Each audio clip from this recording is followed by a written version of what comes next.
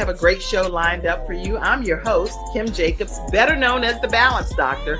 And all of our guests that come on, they're either people that have overcome some tremendous odds in their own lives as they balance this thing called life, or they're experts and they're here to share tips and strategies that will help you better balance and manage your life. Grab your virtual seats and let's get ready for some real, relevant, and relatable content on today's episode of The Kim Jacobs Show.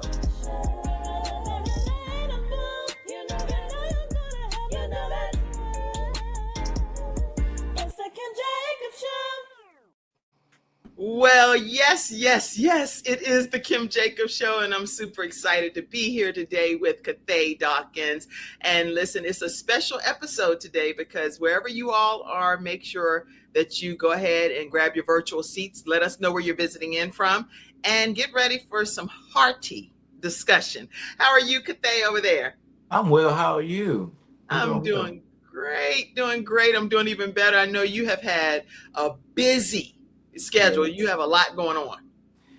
Yes, but I've learned that, organization is key. But yes, it is a lot happening. That's a good thing. That means that God is, in my opinion, that God is using you and he trusts you to be able to do what he's expecting to have happen through your hands, you know? Amen. Yes. So I'm excited about it. I'm excited about it. And look, I've had the pleasure of actually knowing you back in the day a little bit, you know? So watching you grow and develop and blossom into everything that God has really created you to be, I'm super excited for you. And you never know when you're crossing paths or even connecting paths with people, what God has in store for that individual. That is right. And you've interviewed me before, so I'm so grateful for that, and grateful to be back on your show.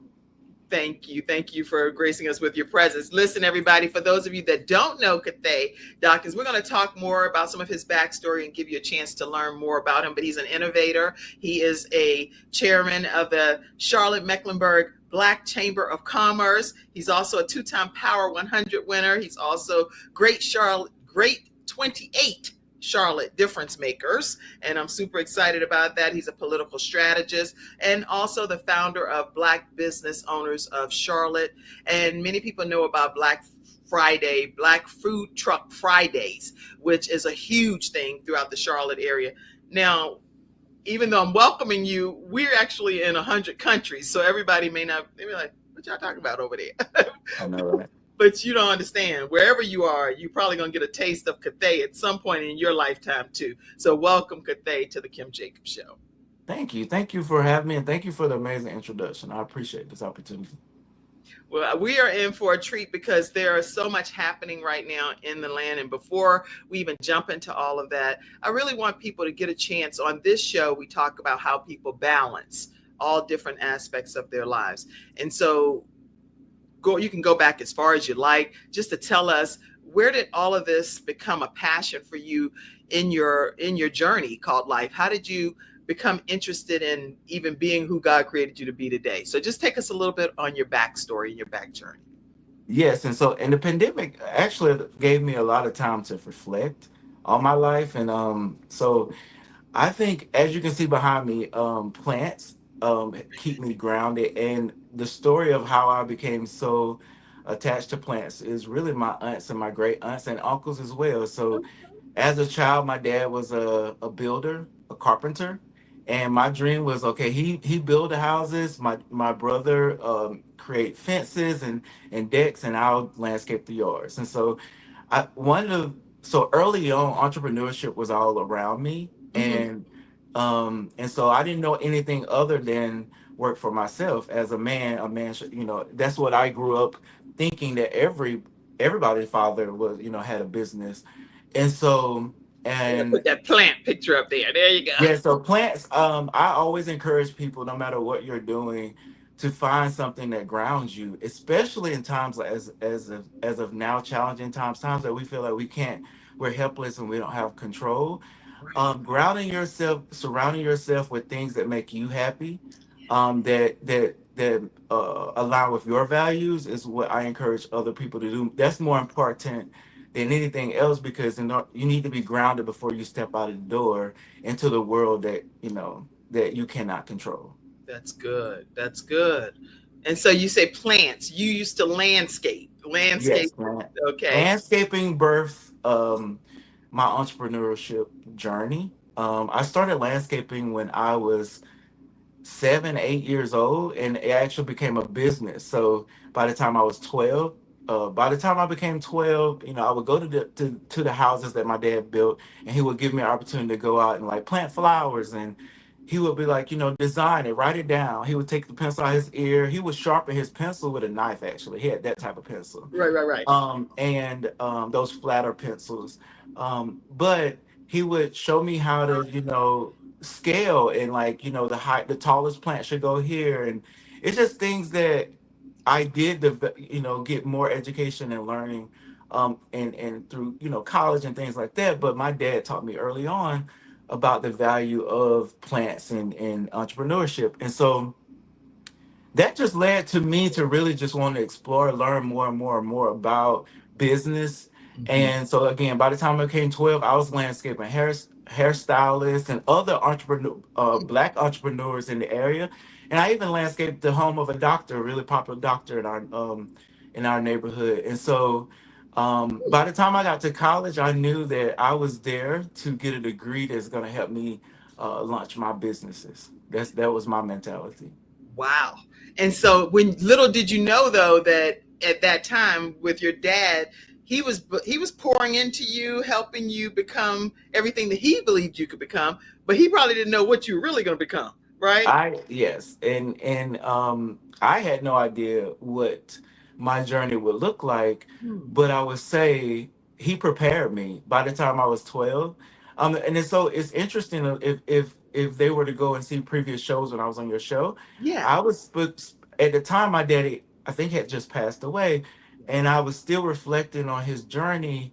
And at the time it was a lot of disconnect. I thought I valued, but I did not value as much as I do now of who he was, um, and that was because of the challenges that he faced. But I now know, like, his challenges kept me from those things, like the things that he battled with. I didn't have to fight, and so some parents leave kids trusts, like actual money in the bank. My dad left me knowledge. He left me research and training. He taught me things that no one has ever taught me. So, for instance, when I was a kid and I would ask a question, he purchased an encyclopedia. At the time, I was like, it's not a new encyclopedia; it's a used encyclopedia. That's how like spoiled I Right. was. And he had bought me several things like that. National Geographic, like the whole, like all of the volumes or whatever. And he bought me all these encyclopedias, and he would be like, I bought you an encyclopedia for a reason if I asked him a question. Right. And he would go, do your research, then come back and ask me a question. Mm. And I hated it, but now I get it, because in everything I do, you have to research, you have to source, you have to know how to citate, and That's right. just and you have to be able to communicate. And so by the time I was 8, 9 years old, I was reading on a middle school level. Like I had won from for South Carolina this Right. reading contest. At the time, they used to do the pizzas. If you Okay. Right. read, Right. I know what you're talking I about. was yeah. So like that got me on this journey to today. I feel like that work ethic really set me up for today, and to be able to do a whole bunch of things at once. That's a blessing. Um, yeah, That is a and do them well. blessing, and you do it well. So you give kudos and tribute to your dad. I was looking here on your Facebook page to see if there was a picture up here of you and your dad. I was going through all of like a sleuth back here, but but I see that you really honor your dad and give homage to him, that he helped cultivate who you ultimately became by just being a stickler and saying, read the encyclopedia, do the research, do your due diligence, then come back. And if you still have a question, you can ask me then, but only after you've done your part. Right, and I would definitely, most things you would see of my mom and my stepdad. So I do want to also, my mom and stepdad were amazing in my life and nurtured me, and are just as amazing, and the reason, their nurturing is the reasons why I'm here as well. It's just that I never gave my dad credit that he deserved, because Interesting. of how other people perceived him, and now I know that perception was a lot based on envy. And my dad was a very smart person, but he was, like you said, he had challenges. So I just want to be clear that all my parents, you may not see any many pictures of my dad because he wasn't as present in my life after Right. my parents divorced. Okay. Yeah, 'cause And I'm that was looking hard, because, but I was like, okay, I need to yeah, get off this and page. and that was because I didn't allow him to be. He tried. I I remember you really saying that. so I really take ownership of the fact that I didn't allow him to enter my life because I didn't want to get hurt again for and until later on in his life. But I do now understand the value in him, and I want to honor him wherever I get a chance. I am so glad that you're doing that, Kathay, because I do, after hearing you share this part of your story again here on the show, I remember when you were on the show before how reluctant you were to even that having taking place. Yes. So wow, this is just, Actually, you are the reason. You encouraged me to talk about it. I don't know if you remember, but you was like, you really should talk about, and I was like, no, I'd rather talk about things about the pandemic. And you was like, no, like it, because it was a part of what was happening. My dad passed during the pandemic, and he died with no flowers. And I think the fact that he died with no flowers, wow. really, really impacted me. Yeah, like not a spread, not a anything. And That so is so it really just like, it really opened my eyes into of he didn't deserve that, and that there are people in your life that will praise you and do all the things, but they will not give you your flowers. And so I want to give him his flowers. wow. And Somebody type that in the comments yeah, section that we're giving. What's your dad's name? Lavanda Dawkins. Lavanda. Mm-hmm. How do you spell that? Lavanda. Yeah, I want y'all, if you will, please just put in the comment section. Here are your flowers, lavanda. Here are your flowers, lavanda. And anybody, I mean, I don't care, spread it everywhere around the country. Here are your flowers. And if you can have the flower emojis, put that in there as well. I had no idea we were going to talk about this, y'all. This isn't Me even what either. today's episode is about, but that goes to show you how important it is to let God just kind of lead you in direction on different things that you say. And so, Lavanda. And some Yeah. things wake you up. Like, I'm a person that everybody know me for flowers. And I did Oh, everything I could to provide for that day. I did everything.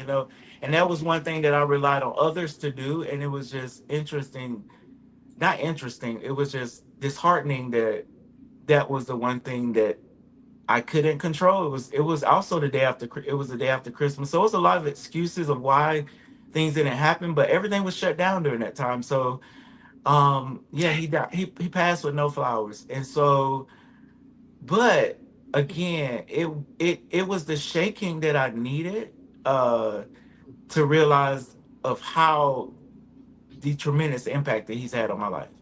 And that so is I amazing. don't get as I still am sad and hurt for it, but it's been 3 years of processing that, and what does that mean, and then also looking at myself. And when you come into power and you come into opportunities, I want to make sure that people know my cloth and what I came from, and that Yes. as you get power, I will not I will make sure that the people around me get their flowers. Mm. Wow, y'all. Okay, you can't have a stronger opening to today's episode by hearing the backstory of Cathay Dawkins. We know him as this powerhouse in Charlotte, and how he's making such a tremendous impact with thousands upon thousands of people that are following his direction as a young man. But he just gave his flowers to his dad, Lavanda, and I am really grateful that you took time to do that here today on the show.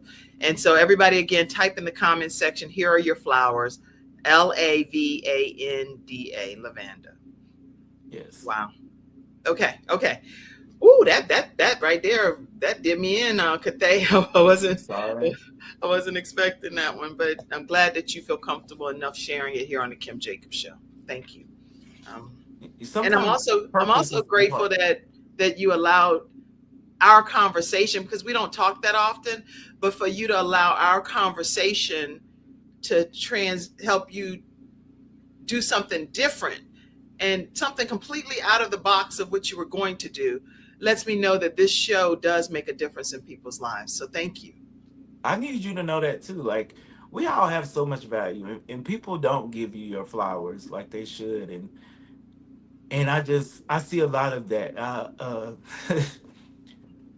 Let me get myself together. Just black women, black people.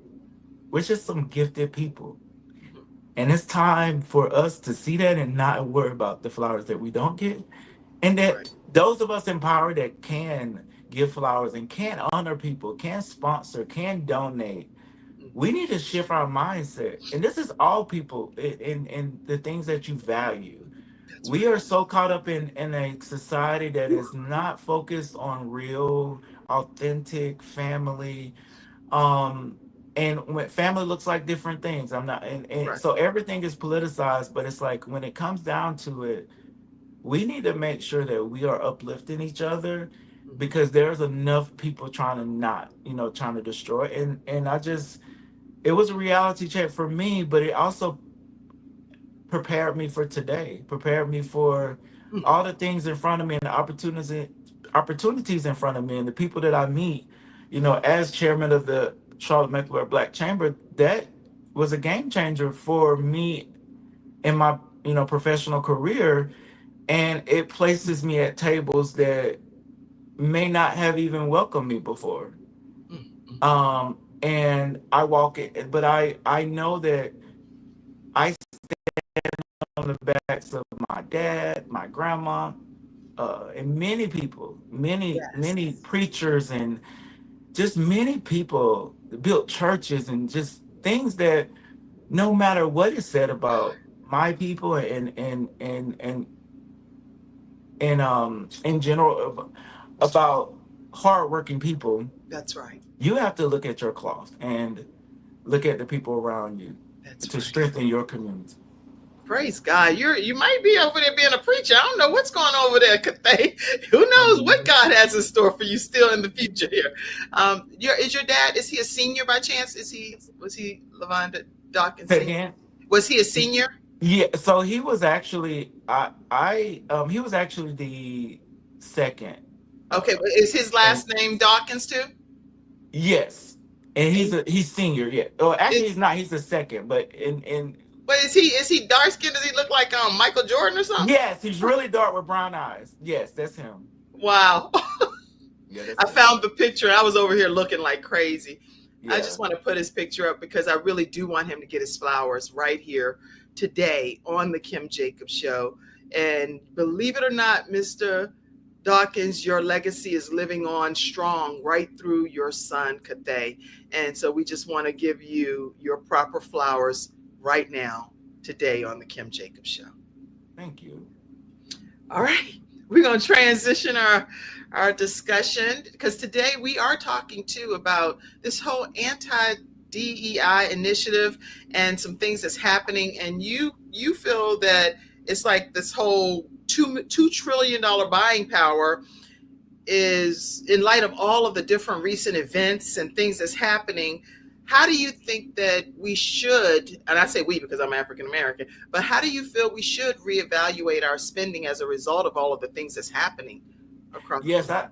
I absolutely think that anywhere we spend all day long. We spend in our sleep sometime. And I think that when it comes to, not think, I know, when it comes to African Americans and economics, and as far as recycling our dollars, we hear it all the time that other communities, when money comes, it stays in a community for a certain amount of time.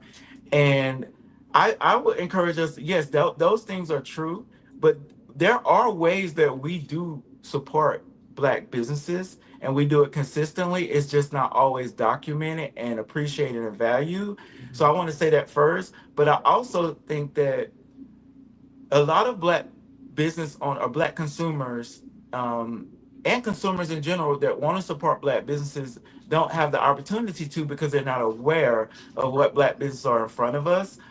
And so they'll just assume, oh, we don't have this type of business, we don't have that type of business, so I'll just shop here.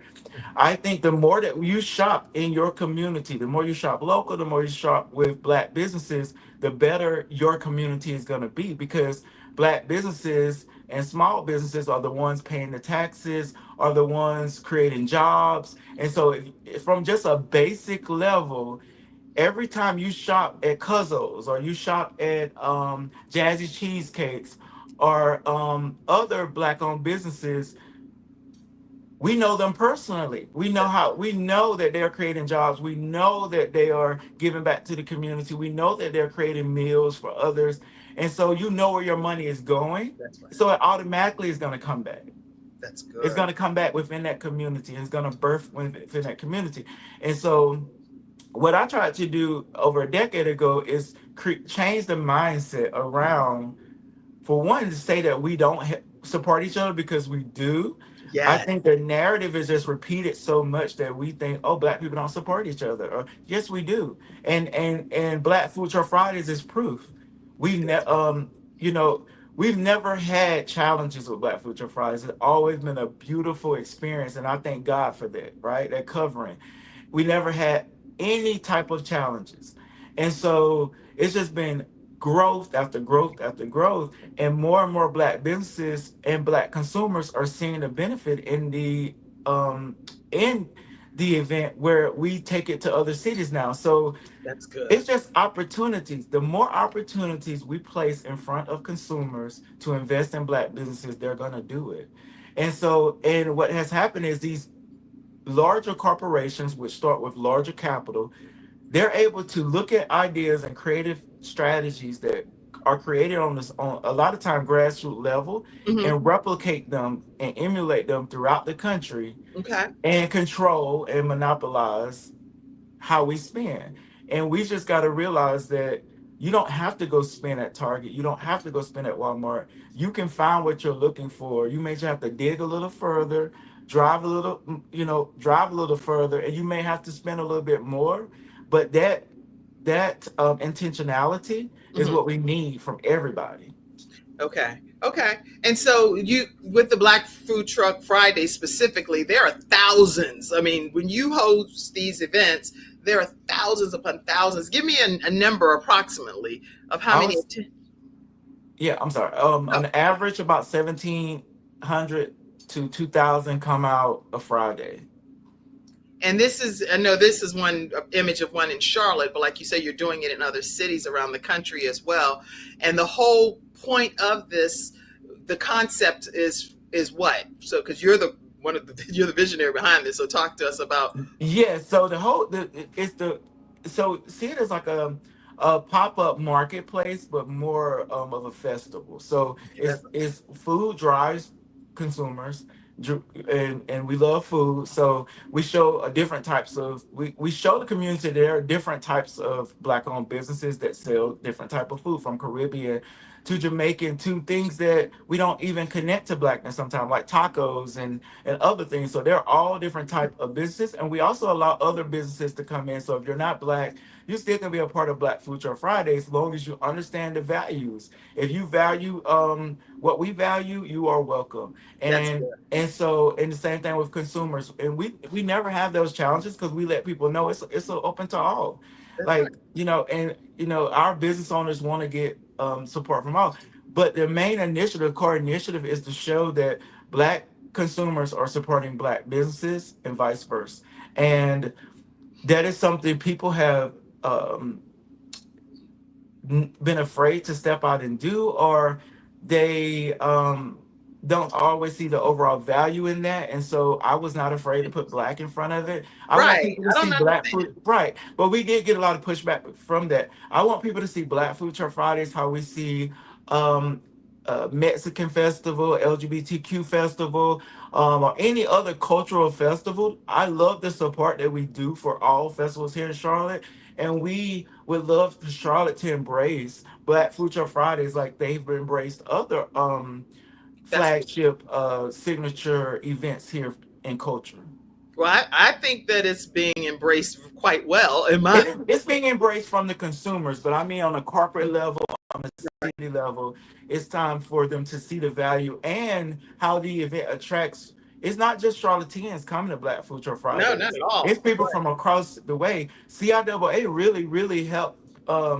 We used to do an event during CIAA, and it would be, and I'll never forget going to DC, and it was a lady. I was in DC, and there was a lady. We was getting our car service while we were there, and it's a lady was like, "You look familiar," and basically she ended up saying that she came specifically to Charlotte, and I took a picture of her. It's on my Facebook, but she came specifically to Charlotte a year prior to go to Black Food Truck Fridays because it was the only free thing she knew that was happening during CIAA, and Wow. so she drove all that way just to go and experience it because she had heard so much about it, Yes. and it just changed my mindset and was like, okay, it's time to travel, even if we have a small pocket of people that have heard about it, that might be enough to really, and everywhere we've gone and traveled to, actually we gave them more. In Greenville, South Carolina, we had 5,000 people come.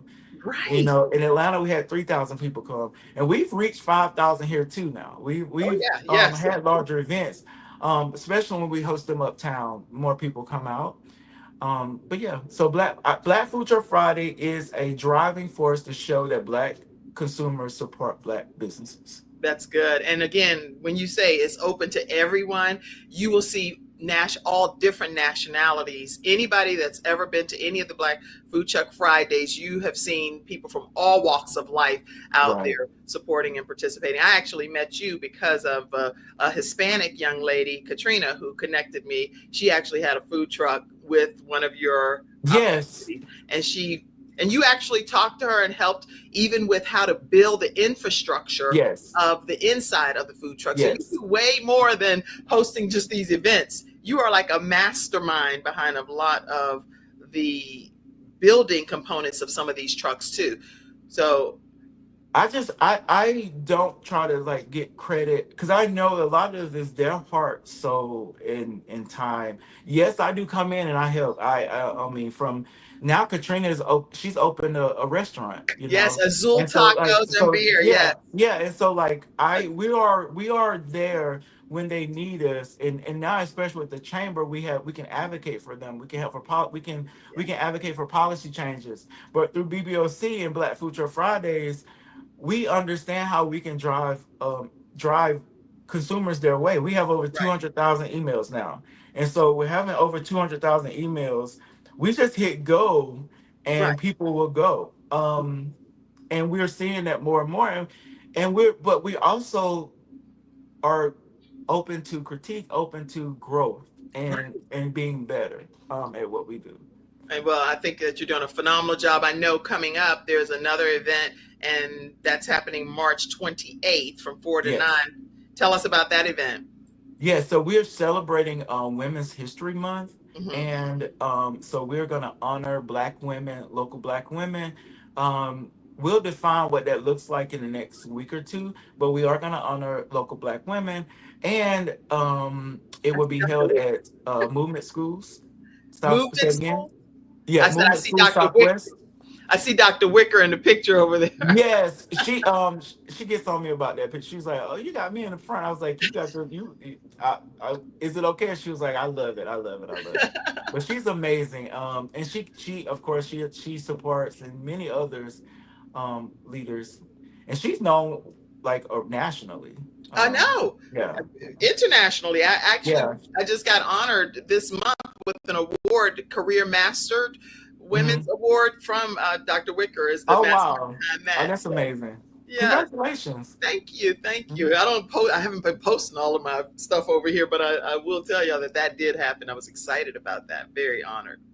I would say we need to definitely. I encourage you to talk to people about what you do, and we see it sometimes as boasting in this, but in the corporate world, if you don't say what you've done, you won't get credit for it. Is That's what I'm learning. Yeah. So That's true.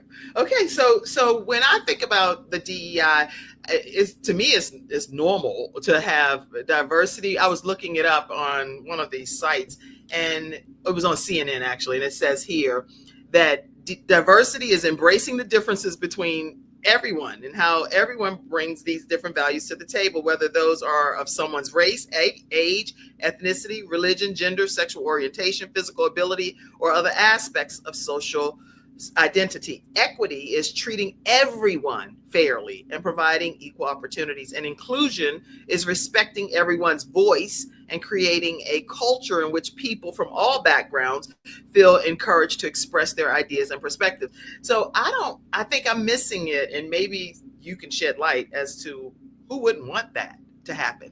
I don't understand why that would not be something that everybody would embrace. I think that for we tend to politicize words like DEI, and we are living in a society where you know people aren't furthering their education. Like, and when I say that, I mean that as a whole. Right. Um, we have to really messaging is important because most people, the average American is on a sixth grade reading level and comprehension level. So when we're speaking, a lot of us speaking to those that we follow and that we think alike, that we are, we're educated on the same level. But Mhm. there are people that a majority of people that cannot, the messaging can confuse them easily. And so when you hear someone say, let's not support DEI because we want to support merit, it automatically makes it seem like DEI is anti-merit, which is And not true. that's a thing. DEI brings everyone to the table, and the only ones that don't get it is the ones that don't want to get it. That's right. People get it, and it's like on a hamster wheel, and we're just running on this hamster wheel when they know that we will never get the prize because they're gonna keep moving it. And so it's one of those things where everybody knows DEI is okay. That's right. It's when you, but once it becomes politicized, it's just gonna shift name. It used to be really the minority came before DEI. It Right. was like it's different if you go back and how the words were played. That's It started with affirmative action, affirmative and action. and it grew from there. And if we all knew what affirmative action, like the act, that law really specifically was for African Americans. That's right. And Yeah, so, I have that up um, too. yeah, and so I would say this to those that are discouraged about DEI and what's happening. It may not never go back to what it was, but we got to also remember that it wasn't working. Like, I am not the one. If someone said I was a DEI hire, I wouldn't care. So let me make sure I would just look at them like you are too. You are too. Um, It's fine. right. So I'm not the one to say that, but when I am look at it, I'm a realist, and I'm like, okay, we're here. Mhm. What are the positives and what's the negative? And so we That's already right. know the negatives. So let's look at what we can pull from this. Let's focus on the good, right? Right. And so focusing on that, if we were only getting 3% of DEI, you know, 3 to 7% of DEI jobs, if Uh-huh. we were only getting 1% of DEI contracts, if that's what they want to call those things, minority contracts, Hmm. if we are not getting a capital, it wasn't working for us. And so we need to create a system that works for us, and that system is going to be from us, by us. That's And clearly, because those that are empowered to make those significant changes, rather swing us back 60 years than spring us forward. wow. That's good. You know what? I was pulling up this article that I read today, and my son had the opportunity to meet this young man, Robert F. Smith, who is, we know, the second Yes, Robert wealthiest Smith. black man. Robert, yeah. So we went to New York. My son Jeremiah, his make a wish was to actually meet Robert F. Smith. So we spent some time with him, and he did a phenomenal job of teaching Jeremiah how to fish, not just giving him a fish, Right. but teaching him how to fish. But one of the things he said in this article is that Robert F. Smith, the second richest black man in America, explains what he believes the real issue is regarding DEI. He states that 340.1 million people reside in the United States and argues against excluding certain groups. This also applies to the 63% of white women who held DEI leadership roles as well. So he said the question was, you're not going to include them? No, you are going to include them. People are just maybe offended by the way that certain programs are administered, but he said basically it's not what you said. It's not meritocracy in race, but meritocracy in the opportunity set. So at the end of the day, if you're hiring the best people for the job, for the opportunities, you're going to be hiring the best people, black, white, women, it doesn't matter, because it's going to all be based on their merit and what they've accomplished in life. And many people are African Americans that are well accomplished, as Robert F. Smith is himself. Are you frozen? I think you're frozen over there, Cathay. Okay, let me I'm gonna remove Cathay for a second. So he's frozen back there. Let me move him up the thing. I thought he was just like, being a mannequin. Like, I was like, okay, he's being a mannequin over there. Listen, everybody, we're talking today with Cathay Dawkins, and he is the owner of Black Business Owners of Charlotte in Charlotte, North Carolina. And he also started Black Food Truck Fridays, which has become a really popular festive event in the Charlotte, North Carolina area. And so as we're talking today, you all can put your comments up. And when he pops back into the studio, we'll get some of those comments and questions addressed as well. And even I see some of your comments about giving his dad the flowers. So we'll make sure we put those up as well. What we're going to do is just take a brief commercial break. And when we come back, hopefully Cathay will be right back in the building and we'll continue on with our conversation. Let me see. We will be right back right after this break. Hi, I'm Kim Jacobs, the Managing Director of the Charlotte, North Carolina chapter of eWomen Network. I am so excited that you stopped to watch this video. I've got good news for you. You've just discovered an international network of women entrepreneurs who are committed to helping you achieve, succeed, and prosper. We're on a mission here to help 1 million women entrepreneurs each achieve $1 million in annual revenue. Here at eWomen Network, we have a complete success system that supports you every step of the way in building and growing your business. You being here right now is no accident. We're supposed to know about you. We want to meet you to find out how we can help you as well as learn about what you have to offer.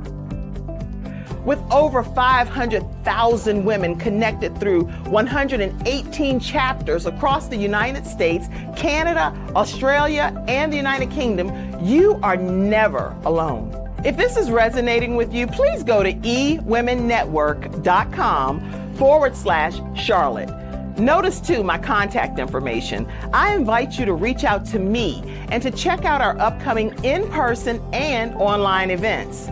I'm really looking forward to introducing you to our special community.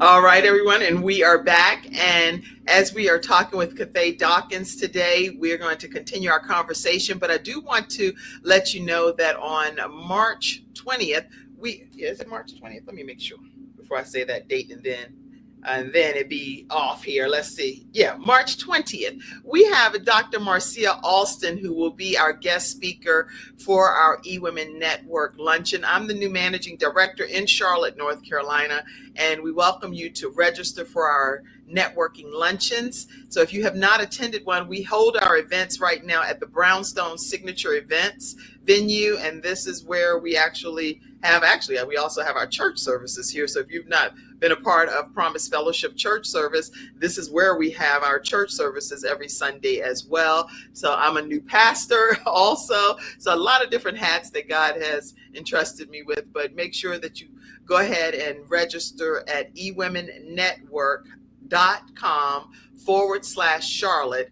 You'll see our events that are coming up, and Dr. Marcia Alston is speaking about They Said.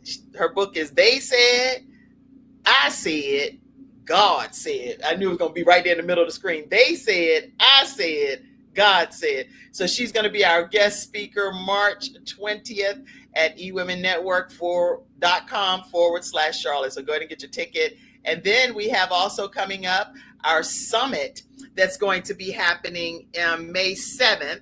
That's happening with Sandra Yancey, who is the founder of eWomen Network. She's going to be talking to us about how to unlock our profit power. So you will learn from this woman entrepreneur who we have over 118 chapters around the country teaching us how to unlock our profit power. May 7th from 11 a.m. to 3 p.m. at the Brownstone Signature Events venue right in Harrisburg. It's right on Highway 49 for those of you that may be trying to figure out where it is. It's right beside Captain Steve's restaurant and about 5 minutes from UNC Charlotte. Listen, do you all have questions yourselves regarding DEI and diversity, equity, inclusion, and how to make sure that we are making sure that we are considering one another as we're going through this business entrepreneurial journey, or how we are including different sectors of people? Let me go. I did pull this other article up too and try to determine when did this whole thing really resurface, because it was during the time that George Floyd was murdered that the renewed push for the DEI leadership roles and initiatives at major corporations. That happened between the years of 2019 and 2022. And that's when a lot of the chief diversity and inclusion officer roles grew by like 168.9%, according to the CNN article that I'm reading. So it became very prominent during that time again, even though we know back in the day in the civil rights movement is when things originally kicked off. So back in the studio is Cathay Dawkins joining us again. And even though he froze and it was a cute freeze, so it was like, I thought he was frozen because of the fact of what I was saying. But anyway, we're going to bring him back in right now. Okay, Cathay, how are you? I'm well. Thank y'all. I'm sorry about that. Oh, that's funny. When you froze, I thought you were froze based on what I was saying. I thought you were like in shell shock, like, but anyway. That's hilarious. So with the let's go to some of these comments, because I don't want to disregard people's comments. People have been chiming in. And I see you, Dr. Tina J. Ramsey. She is the founder of CTR Media Network. And we stream in 100 countries and 350 million households, thanks to Wow. Dr. Tina J. Ramsey. So Thank you, Dr. Ramsey. she would love for you to bring Black Fruit Truck Fridays to her part of South Carolina. I am open to it. So you can reach out to me or BBOC if you're interested in partnering, sponsoring, or being a vendor or bringing or being ambassador. We have ambassadors in other cities that help us coordinate the events. And we, of course, ensure that my ambassadors are well involved and taken care of and benefit from that as well. You can reach us at info@bboclt.com. Again, that's info@bboclt.com or BBOC vendors, bbocvendors@gmail.com. Or bbocvendors Mm-hmm. at Gmail. I'm Yes. typing what you're saying. So, okay. Yes. So I'm going to put all of this contact information up. That way you all will have it, because a lot of people have been texting in and asking. And so the answer is info@bbolct.com, or you can go to BBOC, right? It's a BBOC vendors, yes. BBOC. Let me correct that. bbocvendors@gmail.com, because I know we also are on iHeartRadio, so people are listening and not seeing this. Email info@bboclt.com or email bbocvendors@gmail.com. And now with this, what do you feel are the lessons that you've learned from putting these types of events together, especially being the mastermind behind it, most of this?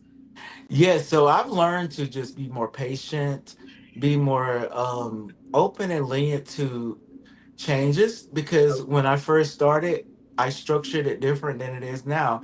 When I first started, just this is like more of a team thing, but like eh, when we first started, we would have it where vendors will have assigned seats. So we'd be like, you need to be over here, you need to be over there. But we saw that it created so much tension with people wanting to be in certain places. So we learned that, hey, first come, first serve. We know where we want to place people, where That's we good. want people to go. But Uh-huh. as far as when you get there, if a spot is open, and we'll put you there if that's where you want to be. But it comes like whoever gets to us first get to select. And so not only did that help with keeping it stress free, because that's my it's a stress free zone. That's what I live Here, by. put that up. Let me Yeah, put to it over keep here so things, people can see yes, it. to keep it stress free, we decided to change and make that change. And it's been so refreshing because now it increased people coming earlier because they want to get, in That's certain good. areas. But it also made it for those that maybe lag in a little later, we still can put them without disturbing what's happening. That's good. And so you live and you learn. And again, that was more of a team thing. And also we another challenge we had is, especially being a Black organization, we were always held to a standard that was different than a lot of people. They were like, "Oh, they're doing that over there. Why not you not doing it this way? Or why are you not doing it that way?" And so what we did was we traveled and we saw how other festivals were being ran. And this is after we started Black Future Friday. One of the things that I didn't ever want to do was copy anyone. So I stayed away from even looking at what other people are doing, but that actually was hurting us. So once I got came to terms with the fact that you got to learn from others, we reached out to those different festivals and say, hey, can we come and explore your festivals? People come and do this to us all the time. Oh, good. And of course they opened. They was like, of course, and we can work together. And so we just learned ways to improve our festival, and some of those things are still being implemented now. That's good. So you were very open-minded to new ways outside of what you and your team may have been accustomed to, going out and saying, how can we collaborate? How can we partner? How can we learn? And you all can come do the same thing from our events. And that's Exactly. worked nicely for you all. Yes, I'm learning that. I mean, partnerships has always been key in my book, but it's placing that same strategy in everything. And I encourage everyone to do this. If you can look around and see that there's a business that may be doing it better than you or doing it more efficiently than you, and you can be just as beneficial to them as they are to you. That's It's good. just communicating, or looking out there and seeing what's available, what's in front of you, instead of just what's in front of you, right? And That's good. so partnerships is what we primarily focus on. And for instance, our next goal for the BBOC and the Black Chamber is to build an innovation hub here in Charlotte. And one of the what I would say the most thriving Black Innovation Hub is in Atlanta. It's the Russell's Black Innovation Hub, ran by CEO Jay Bailey. Yeah. And so I reached out to Jay and I was like, hey, we're trying to do this here. I see that you support what we do. We like cross promote each other's stuff. Would you be interested in us coming and doing a tour, so that we can learn? The cities do this. Other chambers do this. The cities do this. They go to other cities to make the city more efficient in different Mhm. areas. So of course, they were like, absolutely. That's Like, good. let's work together. Let's come into, because at the end of the day, in order to create a system that works for Black businesses and Black consumers, we need to be Mhm. connected throughout and creating hubs throughout. And so in rural areas and in urban areas, in big cities and in small cities. So that That's has good. been my focus, is how do we not only be the first, it's great to be the first to do something, but also how can we sustain a lot of these things, and how can we help other people be the first in their areas and sustain what they're doing? That's good. So anybody that's interested in even doing a Black food truck Friday situation, wherever you are around the country, you can reach out to Cathay directly and he can let you know what the process would be for him to be able to help, whether he's tutoring you, collaborating, partnering with you, whatever it is that would be allowed based on what he's looking to do in that partnership. Absolutely. That's really good. And so, if you had, because you really are big on solutions, and you said solutions are key, especially at Yes. the critical state, what would you say, even if it's two, three, four, however many you choose to share, some solutions that really Black business entrepreneurs should be focusing on at this phase? Yes. So marketing, And y'all type we this marketing. yes, we tend to not see the value in marketing. I'm a marketing strategist, political strategist. I work with Bloomberg for president, Biden for president. A lot of people don't know this, but when Biden was in the basement, I was assisting his marketing team as a consultant. I had just worked with Bloomberg as a consultant, and I saw the negative press, and I wrote a letter basically to the head person in marketing. I was like, we should do town halls where people are in their cars, That's good. and unfortunately my contract ran out right before we did our first event in Atlanta, but I still was able to go. Mhm. But I was on the team where you know it was the idea that I could manifest to the team, and it worked. It literally changed everything when That's good. voters were able to come and, because it was a pandemic at the time, they were able to not they were able to stay in their car or sit on their car and still enjoy a town hall. And that small change, that small solution was That's good. transformative um, for the campaign. I love that because you're not put in a box, Cathay. What I think I like the most about you is that if God can put it in your mind, you can make it become a reality in some capacity. You actually remind me sometimes of my dad. He was a bishop in Palatka, Florida, and he was known as the People's Bishop. But when I went Mhm. to visit him, I was like, he doesn't have that many people in his church. I don't have a clue what he's the You're right. bishop of, is what I was thinking. But I would see him at Bishop T.D. Jakes conferences, right on the front row. I was like, that's my daddy. My daddy's Mhm. sitting on the front row at the Bishop T.D. Jakes conference. I ain't even on the front Right. row. And what it reminds me of is that how you can be innovative, because what he would do is put his speakers to his church outside, and so the speakers would go up and down the street. And if you go Mhm. outside, people would be sitting for miles out on these buckets or on their porches. Wow. And I was wondering, what are all of these people out here doing? And I realized when I came out of the church that they were listening to the message that my dad, the people's bishop, had provided for them on that Sunday. So Beyond the that wall. reminds me of you.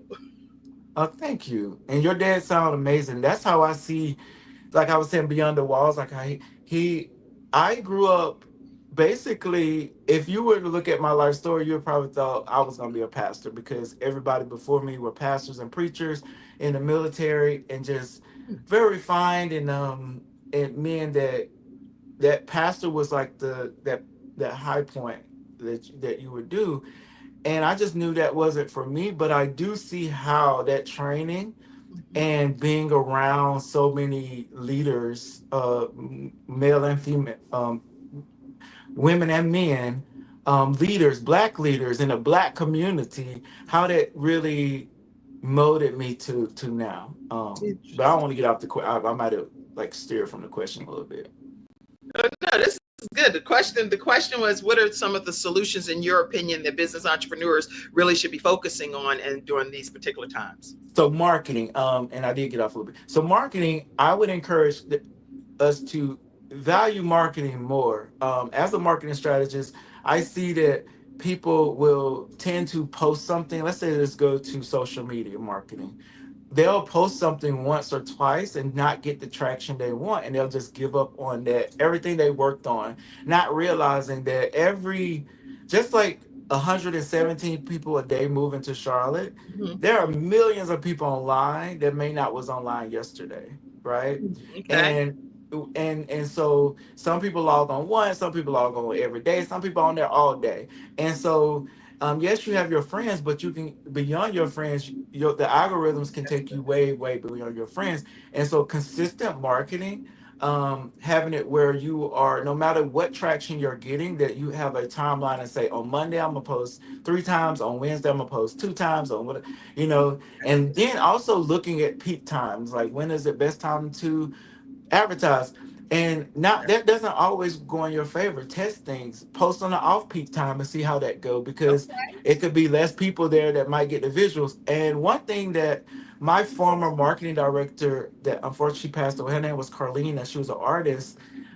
She was my marketing director for an organization I had called Beyond the Arts.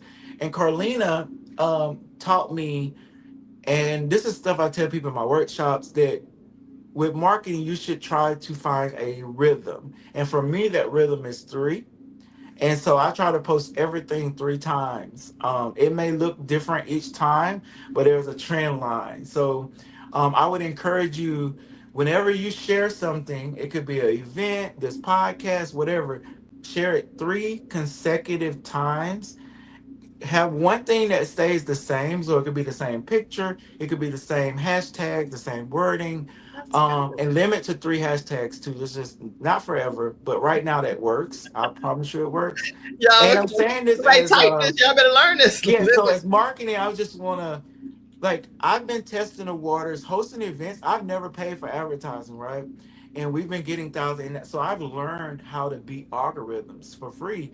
And so if you go to my personal page, in the last 28 days, I've had over 6, 7 million views from people from different posts. And then this year alone, it's probably been like 30 million. And this is not just Facebook, LinkedIn, Instagram. My main viral moments are on Instagram, but I've also learned how to break the algorithms on LinkedIn. And I see how now CEOs that were following me are now like, oh my God, they actually don't want me to say anything negative about them because it They're could like, drive because down people business for following them. you.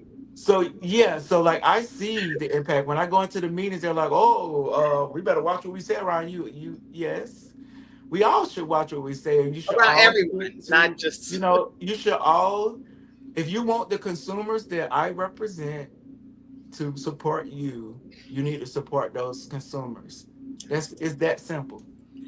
Well, that's good. You know what? This is a shameless plug moment right here on the Kim Jacobs Show, because of what I need is some people to support the Kim Jacobs Show too. Absolutely. So, by all means, if you would be kind enough to say where Oh, people. you already know I'm gonna share. I like sharing and give you tips and pointers on to keep that consistent base going. But you're doing a phenomenal job. Like phenomenal job. And you're teaching other people how, you're teaching them, me, how to be a better podcaster and better showmanship, so that we are presenting our A game. And so you're doing the work, and you're going to continue to get the shine, and I'm going to make sure that I do my due diligence and show my support Well, for thank you. you, Cathay. But listen, everybody, if you all would partner with us, please make sure that you do so, because that's the only way we can keep the program thriving. And we come on Monday through Friday here on the Kim Jacobs Show. We bring balance into your home by bringing all of these phenomenal guests. And the only way to continue the programming at that level is through community contributions, through community members like yourself. So you can do it through PayPal if you're listening, because I know it's a lot of audio listeners, to paypal.me/Kim Jacobs Inc. Or you can do it through Venmo at the Kim Jacobs Show, or Zelle at 704-962-7161. Those are some of the ways. And then there is a group training that I offer where we take a 6-week journey teaching you how to start your own talk show, podcast. Audio is audio, video, and it's also network ready, because I'll help you partner with CTR Media Network to get it over, hopefully on the Roku for you as well. And so you can definitely reach out to me, 704-962-7161, or email kim@thebalancedoctor.tv for more information. All right. We only take 5 students per session. So if you want to be one of them, you have to kind of, like they say, be first in line, first You come, first do. serve. And I love that you made it more like intimate, so you could really teach Oh, those 5 people how to run the show it well. makes a really big difference, because people are in the comfort of their own home. So you don't have to be in class anywhere. And we go on that journey for 6 weeks together, and you get the technical training as well.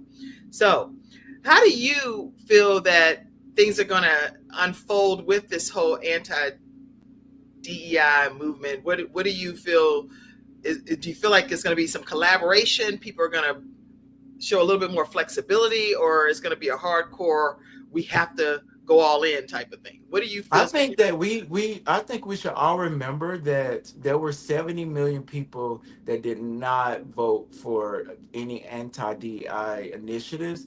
And there were just as many people that didn't, and a lot of those people that did vote uh, against it didn't know they were voting against it. And there were a lot of people that didn't vote. So that's starting out because we can say politics don't matter, but we're seeing that it does, right? We're seeing that it does have impact locally and it has impact across the board. I think we should remember that there is a large pool of people that understand what diversity is. They benefit by diversity and they want to see it. And when it comes to the blackout, it wasn't just black people. It was people across the board, every race, um, that were every ethnicity that were participating in the blackout. And there are now more than ever. We also need today's abolitionists, those that are really when I say abolitionists, I'm not saying anything like anti-government, but I'm saying more like people that are really focused on being an ally, a true ally, meaning stepping out, saying, I too am not going to support a target, but I'm not just going to I'm going to say this to people. I'm going to let people know because I think right now what's going to happen is a lot of these policy changes are going to directly impact those that it didn't intend to impact. That's And right. I think the more that, if you are making less than 200,000, if you are a woman, if you are a person of color, um, I think that, of course, a black person, I think that you're they're seeing it fast. They're seeing it already, how it's directly impacting their bottom line, their lives. Mhm. And so it's not going to hold. It's not holding in court. And I think also a lot of things that we talk about politically don't have any type of lawful impact. And That's so right. there are organizations that made strategic moves that they blamed the law for, that the law did not support. And so those organizations now are reaping uh, from what they sowed, and not in a good way. So they're seeing that, hey, I made, a rash, quick decision. Now that it's hurting our bottom line. And Right. with those type of large scale businesses, they cannot continuously have hurt bottom lines and stay on the level that they are. I'm really glad that you took that approach, because everything that you're saying, and I love how you are handling this interview and this conversation, because you're not on here attacking anyone. You're just sharing some basic facts that we all need to be on one accord and be able to understand that we all have some value that we bring to corporations with our $2 trillion buying power. So it Yes. does make a difference, and I appreciate you doing that. Listen, if you all have any questions for Cathay, go ahead and type them now. I'll come over to the comments section. I see y'all also over on Instagram as well, and I'll come and see if you have any questions and pop those up on the screen. And so, really, for Black business owners in America, from your perspective, what do you envision based on what you see happening over the next maybe 10 years type of thing? What can you see as the long term effects of what's going down? Yes, and it's so with so many shifts happen so fast. A lot of the 10-year You said shifts, uh right? yeah, shifts. I'm sorry, shifts. Mhm. I just want to make sure I got the right word. I mean, same thing. Um yeah, same thing. So a lot of that's happening right now. This A lot of that is happening in 10 years from now because it's happening so fast, and things change now every 4 to 5 years. Right, A lot of the reports that come out and say, hey, in order to get this happen in 10 years, a lot of those reports, for instance, the Chetty report, great report, um, that report basically advised us last year what I knew 10 years ago. And that's right, why it was like, hey, you need to put around community, you need to invest in community, you need to invest in childcare, and you need to invest in family. We already know those things. And right. again, the report is needed because a lot of funding is based on those reports. But as minority and black business owners, we tend to hurt first. So we feel it way before everybody else feel it, and we hurt the longest. That's right. So we need to always remember that. And when we think that policy changes don't impact us, when we think that our vote don't impact us, when we think that the actions of these changes with DEI isn't Right. going to impact us, because it is. It is all intertwined, Yes. and the federal government runs pretty much everything. Mhm. A lot of companies base their budgets off of money they get from the federal government. Right. So in knowing that, the more, when you as a business owner creating a strategy, a business plan, you Right. have to think about, am I going to rely on federal funding? And if I'm not going to do that, see it as extra, or see it as, it depends Right. on the program. To see it's something that's everlasting. Is it a sustained federal funding? And once you say, okay, that is something I can't rely on, you have to come up with other strategies. Those strategies, building your base, building your niche. I always encourage business owners, um, even if you have a niche, invest in your niche. For Black Future Fridays, our niche is business owners and Black consumers. So we created BBOC Marketplace, which actually birthed everything, I should say. It's just Yeah. we invested more in BBOC Marketplace. BBOC Marketplace is an online platform on Facebook. We are creating an app. We are turning it into an app, but it has over 27,000 locals, and it drives Yeah. support virtually online to Black businesses.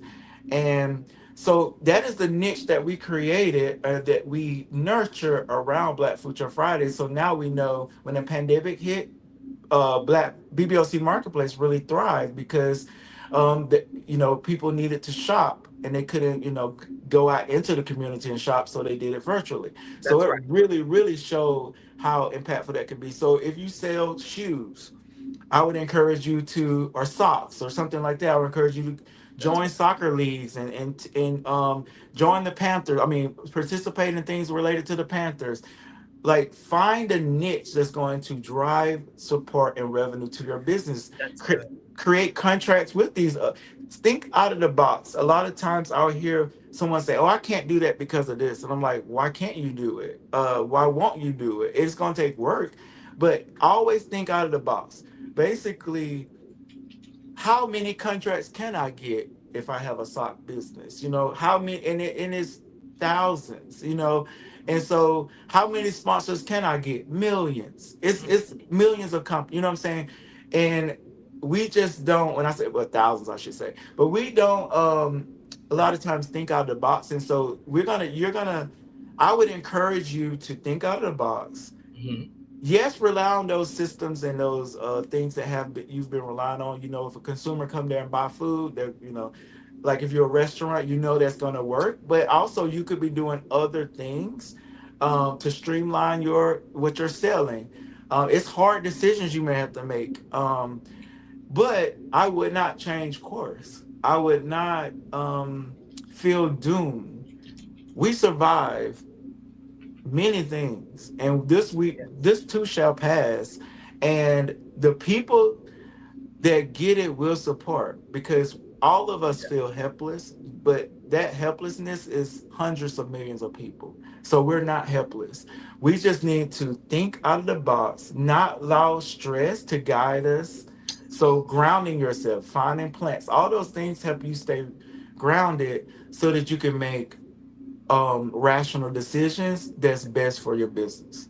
I love it. I could probably hear you talk all day. This is Oh, thank you. incredible. And so, one of the things that you were just saying really answered one of the questions that I had, which is, what are some of the common mistakes that business entrepreneurs make? And so, what you just said, I think, spoke volumes to that. Making sure we streamline what we're selling, and making sure that we don't limit these contracts, because there are so many opportunities out there. Was there anything else that you think are some common mistakes? Also, I know that asking for help seems taboo, Mm, but maybe ask for help in different circles. But that's good. definitely, people can't help what they don't know, especially when they see thriving. A lot of people see thriving when a lot of us are starving. And I know that I've been that, like many don't know, the first 10 years of doing what I've been doing, I did not get a salary. So it was me relying on my other businesses, like my landscaping business and other businesses, to make sure I eat. That's why I taught for so many years. I had to make sure that I ate. But no matter what I did, even when I didn't have a regular job, I still made sure everybody around me was eating well. That's good. And that's like actual physically eating well and their bottom lines. And so because I understand the bigger picture, I understand the sacrifice, I think more of us, I'm not asking you to do 10 years of sacrifice, but I'm saying more of us need to make sacrificial commitments, right, to supporting those that we value. And Okay. as a business owner, streamlining, um, connecting with your community, um, really supporting and giving back to your community, seeing where you can create more jobs, more opportunities. Those are ways that um, the community is going to pour money and time and investment back into you. And again, don't be afraid to ask for help. And if you are afraid to ask for help, that's what the chamber is here for. You know, we can have um, conversations that are that are private and that you are feel supported. And so I encourage you to become a member of the chamber if you can. And if you can't, another thing, if you, when I say you can't, meaning if you feel like you can't afford the fees, for one, I slash the fees so that they would not be expensive so more people can join. That's And those fees help us do workshops and different free opportunities for business owners. But anytime you can't do something, I'm the one that always say, "Come to me."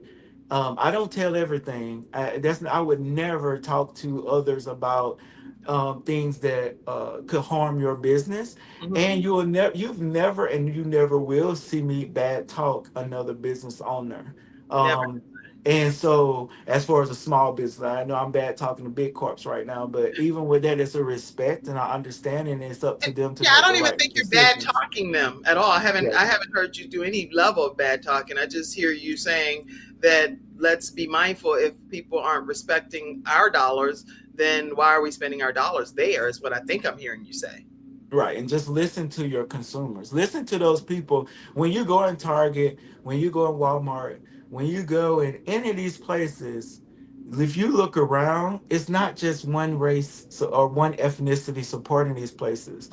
It's a lot of people that look like us that are driving. So we have a lot of power, and we need to now take that power, invest that power in our businesses, invest that power into our homes and our community, and really, really make that a priority. Because if we don't do that now, we never will. Because now is one of the most crucial times in our life that it is time for us to unify and come together. And if we can't do that now, they're going to see that. They're strategists too, right? They're strategists working against what we're doing. They're seeing our weak points, they're seeing our strong points. hmm And we got to see when they are uh, intentionally caressing our weak points to make us not think rationally. Wow. Okay. Well, a lot of comments have come in. I do want to acknowledge them. I see you, Mother Patricia Lofton, and she's with the North Carolina Second Jurisdiction of the Church of God in Christ. And she said, "Here are your flowers, Lavonda." Thank And you. Felice Hightower, Britt said, "Here are your flowers, Lavonda," as well. These are flowers being given. Flowers, flowers. Lots of flower comments came in. Always. And so the flowers, even though they may not have been given on the day of your dad's homegoing service, they are given today. And we want to acknowledge that. Kim Maddox says, "Hey, let me put my glasses on here. Black Food Truck Fridays was a staple in bonding my line sisters." She's a member of Zeta Phi Beta Sorority Incorporated. And she said, and when we first became Zetas. I would love to get screenshots of these. This is awesome. Yes. Okay. So yes, Kim, screenshot a couple of these if you can, or I'll screenshot them something. I'm gonna see if I can do it. Just let me see. Okay, Oh, go yeah. ahead. There it goes. You got a screenshot of it? Yeah. Okay. Even though my hand is in it, Oh, that's funny. but I love. Thank you so much. Like That's those things huge. like that, I need. I don't get to hear them all the time, and I know Black Future Fridays is a community driven and community beloved event. It's just good seeing and hearing it. Yes, and y'all are watching. I see some of you that are on that may not be typing comments. Take a moment and say what your experience has been like for black food, black food truck Fridays. That's like a tongue twister. Black food truck Fridays. Make sure you put your comments and what the experience has been for you for Black Food Truck Fridays. It's a difference maker for a lot of families. People are coming together, having just family outings, an opportunity to come and learn more about their culture and history, as well as having some great food and fun, and you're dancing and you're just having a good time. It's really a fun time. Well, I don't want to put you on the spot, but I can like you one day. It don't have to be now. It could be a year, 2 years. I would love for you to come out to Black Future Fridays and do your show, Oh, like during the event. Like we have the space, and it could be inside or outside. But yeah, I would love that. well, I will be there to do it. Yeah. So So I'm we can glad. talk about when you want. Like I would absolutely. That would be amazing if you could do that. I will be honored to do that. Thank you so Yes. much. Okay, Felice said, "Hey, you good, Cathay, and thank you for thinking of Black women." Always. Especially with it being Women History Month, we just want to also thank God that you're honoring women as well here. Let's see, lots of other comments.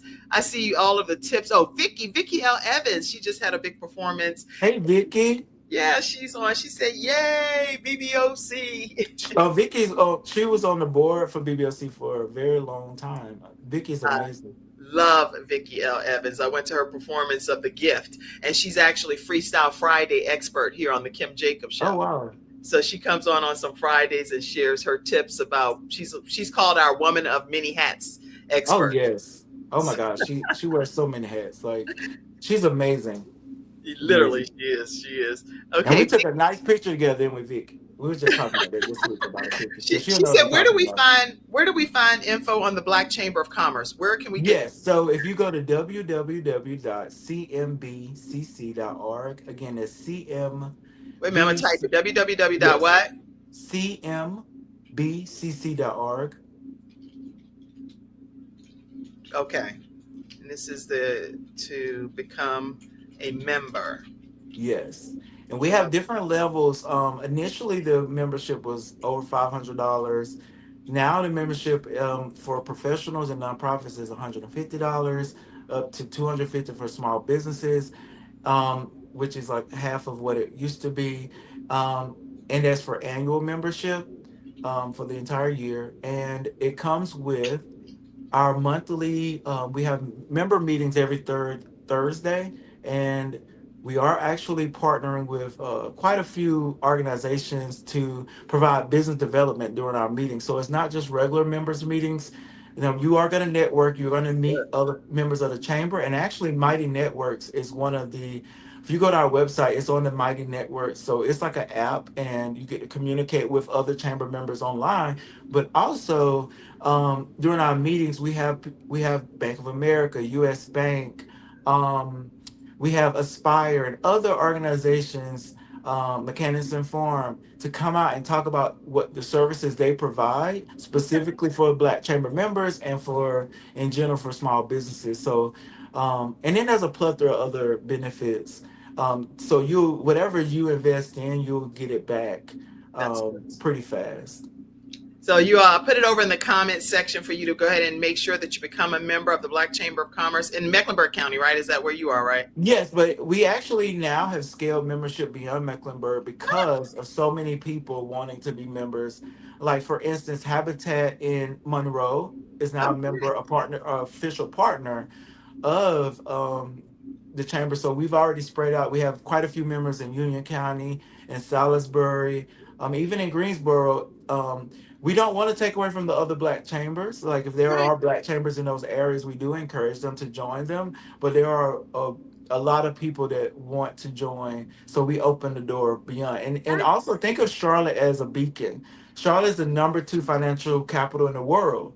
So there are Yes. people that they may not have a business here, but they want to do business here, or they want to support the businesses that's here and be attached to them. So that's why we've opened that door for people beyond Charlotte to be a member. I'm really glad you said that. And like that's what's been happening for this event that I'm hosting. It's a summit that's coming up. And if you go to ewomen-network.com/Charlotte, we have a summit that's happening on May 7th. And I actually, for March 20th, we always bring each month a different speaker that comes in for our events. And I'm the managing director here in Charlotte. And so we have our speaker for March 20th is They Said, I Said, God Said, and it's Dr. Marcia Alston, and she's going to be talking. Her leg was amputated, but this Wow. woman is a powerhouse. She makes no excuses about whatever they said and I said, but what did God say? And so she's going to be our speaker on March 20th. And then we have our summit that's happening on May 7th, and the founder of eWomen Network is coming to talk to us about how to unlock our profit power. And people are already booking their tickets from Florida and Georgia and different places, but the event is going to be held right here in Charlotte, North Carolina at the Brownstone Signature Event Venue Center. Oh So make wow. sure that you go ahead and book your ticket. And speaking of which, I do need to let you all know that I'm a new pastor, and this is where we have our service. So Oh this is wow. this is technically Congratulations. Thank you. This is technically the sanctuary where we meet every Sunday and we stand on the promises of God at the Brownstone Signature Events venue.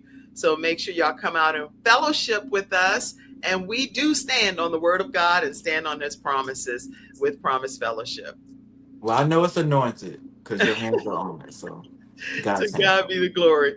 it. Any additional thoughts, comments that you wanted to share? I do want to put these pictures up because I've seen so many awards, recognitions. Tell us about any of this that you like to share. Yeah, so that this particular picture was Urban League. This is actually when the storm came when it flooded in Asheville. Unfortunately, I had just came from Asheville meeting a whole bunch of business owners, and was gonna be there during that flood, and I ended up going to this and leaving Asheville and coming here. And that's the president. So to your far left is the president of all the urban leagues. And then Robin is in the middle. She's the local CEO of the urban league. And so of course, I got to meet the national CEO. That was amazing. Robin and I are really close. Robin has been my mentor for a while. And she And was on the so, Kim Jacobs show too. oh yeah, she's amazing. And it's just amazing of the leadership we have here, and how the leaders here have embraced me, especially as I became, Black Chamber chairman. They've come in and basically showed me the ropes, and yeah. Wow. So And then I yeah, see that you've received so many awards. And I know these may be some blurred pictures, but I was online trying to find scans and all kinds no, that picture, it's in a newspaper, so it's kind of blurry of. already. Okay. But Okay. yeah, this was, Make me feel better. and it's a whole story behind this picture that was just an epic story. But I don't know if I'm gonna share it publicly, right? But I'll share it. So basically, I wasn't. I was this close of not being on the cover of this, and I was supposed to be on the cover, but they changed locations, and I didn't get the memo. It was 24 hours before, and Charlotte Business Journal held it. They handled it so well, because I got there right after the group photo was taken. And when I walked in, I was like, what's happening? It was me, all three of us. And they were like, actually, we have a different photo set for you. So I was like, okay. And I ended up getting the cover like this with those two amazing women. And so what ended up being a mishap turned into A a blessing. blessing.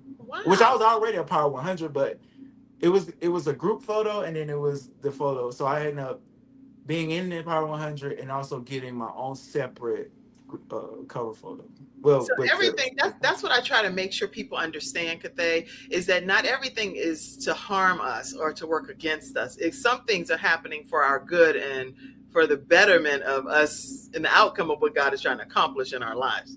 And Even if it was intentional or not, I don't know, because I didn't even dwell. I wouldn't allow myself to dwell on it. right. Like, and so at the end of the day, I was like, I was promised to be on the cover, so what are we doing? I didn't have to say anything. They had already resolved what could happen. And I also looked at, of course, like, is it my error? Like, what did I do wrong? Right. But it ended up being a absolute blessing because Praise God. I didn't even know. Like I didn't know that's what they were gonna do. They were just like, oh well, you're not gonna be in the group photo, and we're just gonna take an individual photo and use it in the magazine somewhere. And I was like, okay. And I left with that and had no idea. That's like, and then a week later, I was like, we have a surprise for you. Oh, And and so it that's how. ended up working out. Ended up working out. You were also one of the great 28 representatives representing Charlotte in a powerful way and changing the history of Charlotte. So, how did you feel about that? That was amazing, and that was the inaugural Great 28 by QC Metro. And with awards, like I'm just now embracing what they really mean because Right. I've had my head down so long. I wasn't getting a salary, so awards is great, but it's like that is great. But now I see when I go into rooms now, I Hmm. see how those awards shifted people's mindset of who I was. They value me more because of the awards. But I understand people like you and all that. Before the awards came, y'all, there were people that already saw the worth, and I see how awards do help move the needle. So Yes. I was appreciative then. I'm even more appreciative now. Um, and I'm grateful that those like QC Metro was one of the first organization that saw my worth. And I'm grateful that organization like Charlotte Business Journal saw my worth to place me there on Power 100 twice, which is like I don't think anybody else can that has happened before here. Yeah. Okay. And what about this one? Yes, there's a magazine called Invest Charlotte, and we just went to Invest Charlotte conference yesterday, and so it's in that magazine. It's every financial person you could think of here in Charlotte, every business mind, and so they interview. They gave me a separate interview, and then they gave me a chairman interview. So it'd be I'm featured in there, and then also featured as a chairman of the Black Chamber, but it was again, Shane Collins at Invest Charlotte is amazing. He understood the assignment and he made sure we had a table near the front and he treated us with the most respect. And Mm, so yeah. Those things are like again, no matter what's happening outside, there that's are right. people that may not look like you that will value what you do Yes. when they are people of value. That's right. When they're Values. people of value, that's such a profound statement. There are people that will value what you do when they are people of value. That's Yeah. good. And this, I know this just happened, I think That yesterday. I was was yesterday, yes. on stage. And so, what is that? What was that event? That was at Invest Charlotte. Invest Charlotte. Okay, their fifth I'm glad I anniversary. changed my suits up a little bit because I got to do a lot of different suits now. But at one point, I used to have one jacket, and Oh, I and you just know what? remember It those doesn't matter. Some days. people have their trademark. People Yeah, associate me with these red glasses. These are I love reading. it. These are reading But I glasses. know I was just thinking about like now God is good of just the little things. Even though a lot of the things that I have um, were vintage or things like that, but I have just seeing the growth and going through the pictures and just seeing growth is amazing. That's good. All right. Well, then I think that we've accomplished a whole lot today. I saw some more people putting comments. Vicky L. Evans said, "Yes, awards put you on the social radar, and others that haven't noticed you begin to notice you finally." That So, is true. and for what this is worth, and as I share my kind of some of my final comments here on this, and then please, I want you to have final comments too. I preached a message recently, and I talked about the fact that all of the different contributions and things that were made by African Americans, like ice cream, for example, with the Gus's. I was like, what? That was a big deal. No wonder I love ice cream so much. It was so many different things and that we have contributed to in society. But ultimately, at the end of the day, I'll share this particular scripture that we are one blood. And if we are understanding that prick our finger, we're going to bleed blood, red one blood. But at the end of the day, I believe that what makes us really bonded is our belief that our Lord and Savior is is bonding us all together. So if we could learn to have just love one to another and show that love to each other, regardless of our race, nationality, gender, whatever the case may be, life could just be a really beautiful place for all of us to exist. The world would be so much better, so And much you better. know what? It is better when we stay in that pocket. When that's why I love traveling. When you stay in that pocket and you see that the world is like that, it's perception. Perception is really, there's somebody right now might be depressed and down and thinking the whole world is gloom day, and there's another person might be out in the sun running, having an amazing day, and the same things are happening for both. All of us are experiencing some of these things, and some of us we have our own individual experiences. But when we're talking about anti-DEI, it's impacting us all, and it's about perception, and it's about what you're going to allow to move you and or not, and that's back to the grounded thing. But I would say the thing I would leave my final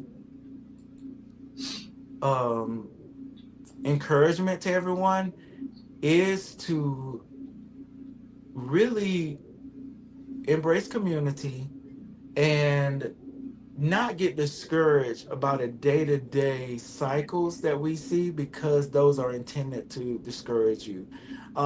Lean in on leaders and support them. A lot of times we see people doing things, we're like, they're amazing, but we don't really donate to them, we don't support them, we don't share what they say. And I'm not just talking about myself. I actually hope that I want people to emulate what I do. Not my event. Like, I don't want you to change it and call it, but not that, something else maybe, but more so when you see me share, I share consistently other people, and I made Good. it a habit. It wasn't a natural thing at first for me. It's just been like a molding of, no matter if I like it or not, or like the person don't like me, all of that stuff like that. I had to go past all of that years and years ago, and just know that at the end of the day, my job is to support all. I want to see all black businesses, all black consumers winning. And in that case, I don't care if the person don't like me or not. I want to see their business winning, and I need to show people leadership. I don't care if what I'm saying? Those things don't matter. It's like different mindset now for me. And so I think even if it's not natural for you, Mhm. I'm a giver natural, but it's not always natural to support those that don't support you, right? Right. That's not how. We a lot of time we look at it, oh, she ain't did this or he ain't did that for me. I'm telling you, Yes. the more you show people you see them, the more they will see you and give back to you and be grateful for you seeing them. That's That's all people want. They want to be seen. very good. Well, I think that you have been seen today, and I think that you showed up in a wonderful, a very impactful way, and people on all of the different platforms have benefited from your presence today. Thank you. I just think that we can, as Maya Angelou often says, if we just do the best we can, but once we know better, then we have to do better. And Yes. today you exposed reasons why we should want to do better. And so thank you for being here today. And I thank you. I see you all still typing some comments. Blessings, blessings to you as well. Emilio said blessings to the family. And for all of you that tuned in today, and again, whether I acknowledged you or not, I see you, Lady Justine. I see you, Vicky. I see you, Lady Eleanor. I see you, Vicky. I see all of you guys. Shamar, Shalmar. I see all of you. I didn't get to. I see you, Malaysia. I see you, Felice. All of you guys. And I'm like you. I love celebrating people, acknowledging people. I see you, Aloe, Bella. I see you, Birmingham, Dr. Alston. I see all of you guys. And thank you all for being here today. We are on Roku now as well. I do want to just put this picture up because this particular lady said, please do not let them bury my story. And with Black History Month just recently ending, and this is Miss Fletcher, and she's from the Tulsa, Oklahoma Oh yeah. massacre that happened in 1921. And I specifically just want to say that because the only two living survivors at this point, they're still trying to get things handled in court. But I just feel like it's always good to remember that she specifically said, don't let them bury my story. Don't let them bury my story from 1921 to now at 109 or 110, whatever age she is at this moment. Last I checked, she was 109, 109 years and still alive. Don't let them bury her story. So, y'all, whatever we can do to make our ancestors proud of who we are as we carry the baton and go forward. We're the people that are going to be somebody's ancestors in the future. So what are we doing to build a legacy on this earth in a positive way, not one that's negative or hurtful, but what are we doing to leave a lasting impact for our children and our children's children? And even if they're not your own individual children from your body, other people's children, the community at large. So, all right, I think that's all I can think to say. And today I see you, Greenwood. Yes, and I see you saying love you. Love you. Y'all, we appreciate you all tuning in today. Make sure you be in your virtual seats again tomorrow. I have a lady that she was paralyzed, and she actually ended up, she's back to doing some tremendous things. She has a generational turnaround story, and I am going to see if I can pop her picture up for a second, because she now walks, and she walks with a cane, and she is a powerhouse. Her name is Dr. Judy Ambrose James. She's going to be here talking about healing words and speaking life into future generations. You don't want to miss that, because she is a part of CTR Media Network as well. And in her category, she was #1. So I just want to make sure I acknowledge that. And also thank you, CTR Media Network, because in the self-improvement section, under the app on Roku, when you download CTR Media Network, the Kim Jacobs Show is there under the self-improvement section as the now #1 show over there. So thank you for all that you all do, CTR Media Network. All right, closing thought, comment, something you didn't say. If you haven't started a business, I think my next thing is I want to help people get more comfortable in starting a business, because starting a business, if you don't have a business or own land or a home, the tax system was made up on Americans either owning a business or having land for the tax benefits for that. So I encourage you, no matter what you're doing, if it's working a 9 to 5, doing a hobby, is to actually establish a business and not let the money side of it. You can start a business and you can do a lot of work without money. A lot of the stuff that you can find, it may not get to the point where you can afford to get the LLC, but there's things that you can do as a sole proprietor till you get there. You know what I'm saying? And until you get to the level where you can add that other part of it. But I encourage you, if it's something you're passionate about, that you can see avenues to make revenue, I encourage you to start a business. And if you have any question on how to do that, reach out to Cathay Dawkins. His information is right here, info@bboclt.com, or email him at bbocvendors@gmail.com. And he's very personable and approachable, and he wants to see you win. So yes. we have our own kind of superhero person that God has knighted right here. We look at different Marvel movies and things, but imagine Cathay Dawkins, superhero, and that's a blessing from God. So, all right, I'm proud of you, like a proud parent over here with my cheeks burning. God bless you all, and yeah, thank you for tuning into the Kim Jacobs Show today. We'll be back tomorrow, Monday through Friday at 11 o'clock a.m. Eastern Standard Time, right here on the Kim Jacobs Show. Stay backstage, Cathay. Thank you for tuning in to today's episode of the Kim Jacobs Show, and for being in the virtual studio audience. Your presence truly does make a difference, and I look forward to you bringing your friends and family to join you in the virtual studio audience Monday through Friday at 11 o'clock a.m. Eastern Standard Time. I look forward to seeing you, and make it a great day.